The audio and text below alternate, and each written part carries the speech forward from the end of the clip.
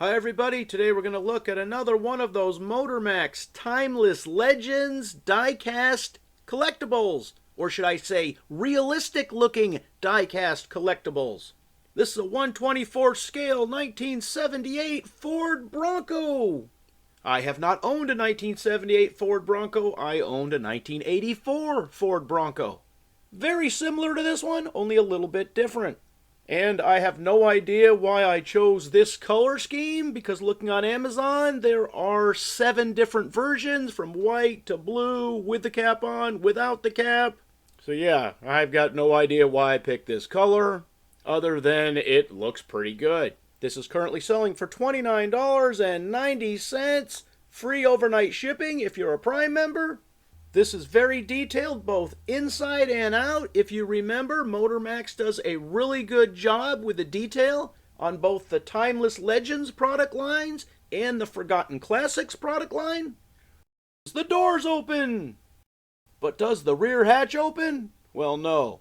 It has a spare tire on the back, good rubber on the tires, which is kind of funny because in real life when I owned a Bronco, it wasn't often that I had good tread on those tires. Really quick story about my Ford Bronco. It had a 302 in it. The carburetor, well, it was sketchy at best.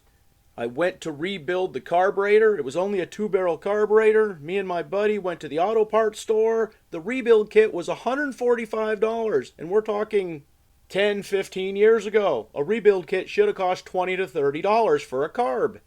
And the price was so strange, even to the dude working at the counter. He said, "Hey, do you guys mind? Can I open this up and look and see what comes in a $145 carb rebuild kit?" Well, I said sure, because I was pretty interested to find out what was so special about this kit.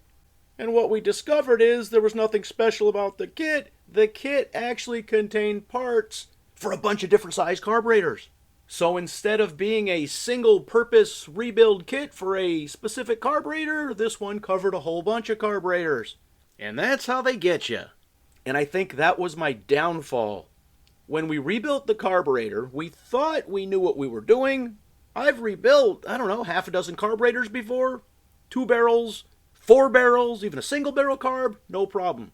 But something that did cause a problem was we had a bunch of extra parts. Well, of course, because this wasn't specific for this carburetor, it had a bunch of parts that belonged on a bunch of different ones, so that really messed us up.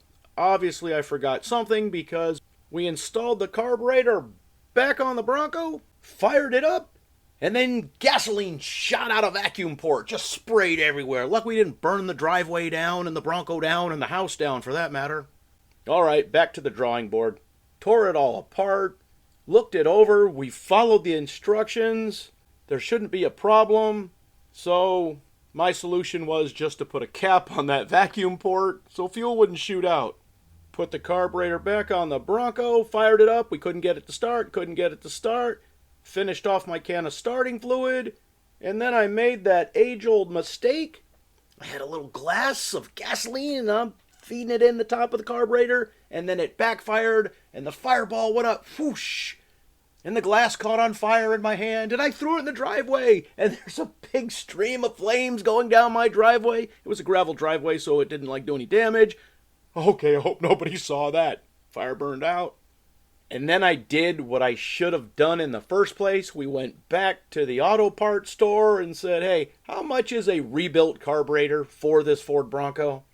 And as it turned out, it was only $10 more than the carb kit. So I got a already rebuilt carburetor for about $157, which clearly meant I wasted that $145 on a rebuild kit if I could have got one already done for that price. It was a different guy behind the counter. I told him what happened. He said, "Look, these are really hard carburetors to do." And I said, "What do you mean it's a hard?" He said, "No, this is one of the more difficult carburetors to rebuild." To this day, I have no idea what we did wrong. Doesn't matter. Because my days of rebuilding carburetors, motors, exhaust systems, they are done. If I'm really feeling froggy, I might buy a new one or a rebuilt one at the parts store. As my days of going to a wrecking yard and pulling one out and installing it or rebuilding it, hey, those are over. I pay somebody else to do this. I normally take it to a shop and say, "Hey, this is what I want done, fix it." Hell, I don't even change my own oil anymore. I pay somebody to change my oil. You could say that I'm getting lazy, but really I'm just stimulating the economy, paying somebody else to do a job, and a job well done. All right, what do you think? Are you a fan of the Ford Bronco? And really, when it comes to Ford Broncos, I prefer the '84 Ford Bronco over the 1978 Ford Bronco.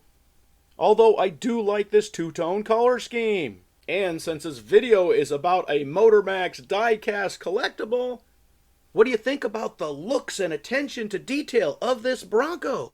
So I'm not just asking if you're a Bronco fan, I'm asking, are you a fan of this MotorMax Timeless Legends Bronco? Leave your comments in the comment section. As always, thanks for watching.